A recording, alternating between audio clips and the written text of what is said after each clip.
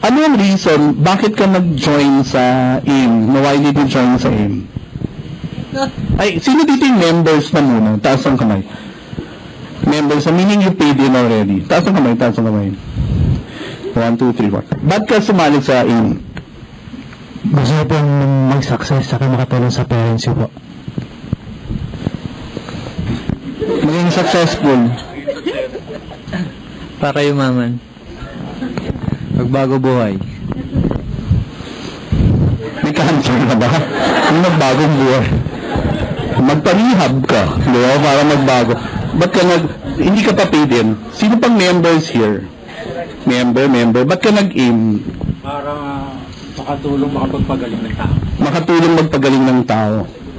Kasi gumaling ka. Gumaling ka sa sa diabetes mo. Ikaw. Para subukan itong network marketing, para masubukan. Okay, para masubukan. Sino pa banda rito? Sa mga TFC subscribers natin dito. Sino sa inyo dito yung members na? Taas ang kamay. So, ikaw, why did you join in? Nung una ay para lang sa mother ko, naghahanap lang talaga ako ng gamot yung makakatulong sa kanya, sa asthma niya. Yun, kasi alam mo pag ina-asthma, lagi nakala mo mamawalan ka na ng ina. Yun. Andiyan pa naman siya. Ay, gumaling siya. Tapos, nung sumunod, nalaman ko na lang, qualifier na pala ako ng Hong Kong trip. Dahil nagkaroon ako na napakabuting upline. So, ngayon, So, hindi mo pa rin sinasagot. So, bakit ka sumali?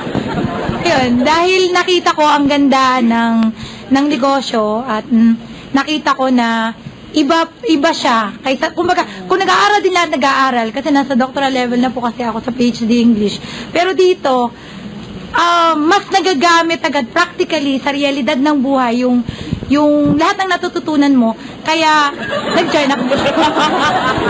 Okay. And ba't di ka nag-English? Dapat in English mo kaya yun. Diba? Para magamit mo yung pinag-aralan mo. I joined this prestigious company because I believe that there's everything in some for all of us. Ikaw, why did you join? To save time, kasi yung pwede kong kitain dito for, let's say, magtatrabaho 40 years, pwede kong kitain 4 years lang. Pwede, no? Tingin mo mangyayari yun sa'yo? Kasi psychic ako, so alam ko na kung mangyayari sa'yo o hindi. Hindi ko lang sasabihin, baka masira yung diskarte mo. Diba? Mas maganda na after 10 years, malaman mo na, ay, sana pala nagbalko na lang ako. Pero, alam ko na, karamihan sa inyo, kung bakit hindi nyo makukuha yung target nyo.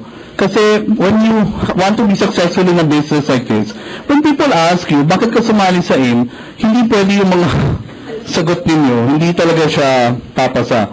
Pag tinanong ka, bakit ka sumali sa AIM, simple lang ang sagot.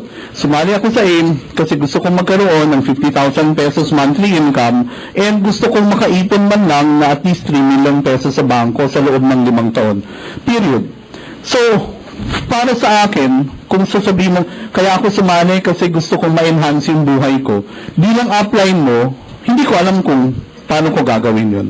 Pero pag sinabi mong sumali ako dito kasi gusto kong kumita ng 50 mil sa loob ng 1 taon, medyo kaya ko siyang gawa ng plano kung paano mo gagawin.